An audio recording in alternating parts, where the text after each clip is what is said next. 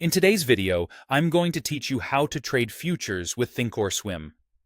This walkthrough is designed to be clear and practical, so you can follow along whether you're on the desktop platform or using Thinkorswim web. As always, this is for educational purposes only, and futures are leveraged products, so be mindful of risk. First, launch Thinkorswim Desktop or open Thinkorswim Web in your browser. If you're brand new, consider starting in a simulated environment to get comfortable before placing live trades. Once the platform is open, look toward the top of the screen and click the Trade tab. This is your hub for all things related to placing and managing orders. From the Trade tab, select Futures Trader from the menu. This opens the dedicated futures trading interface. You'll typically see a depth of market ladder or order area, along with bid and ask prices updating in real time. The layout is designed to make it quick to view prices, place orders, and manage entries and exits, all from one place. Next, choose a futures contract.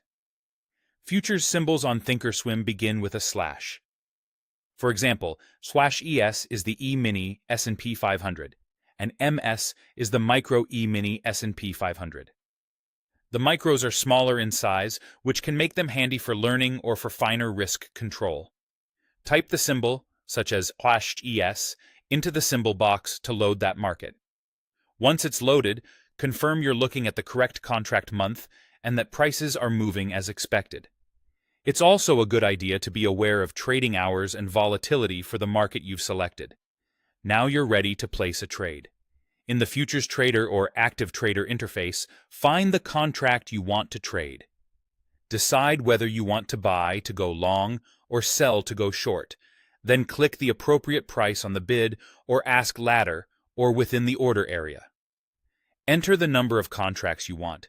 Remember that contract size and tick value vary by product, so choose a quantity that fits your risk tolerance. Next, set your order type.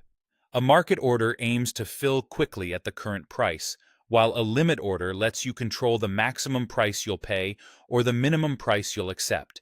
If needed, set a price and a stop to help define risk. Before you submit, review everything carefully in the order confirmation. When you're satisfied, click Confirm and Send, then click Send to submit the order. That's the process from start to finish. Take your time with each step and always trade with a clear plan and defined risk.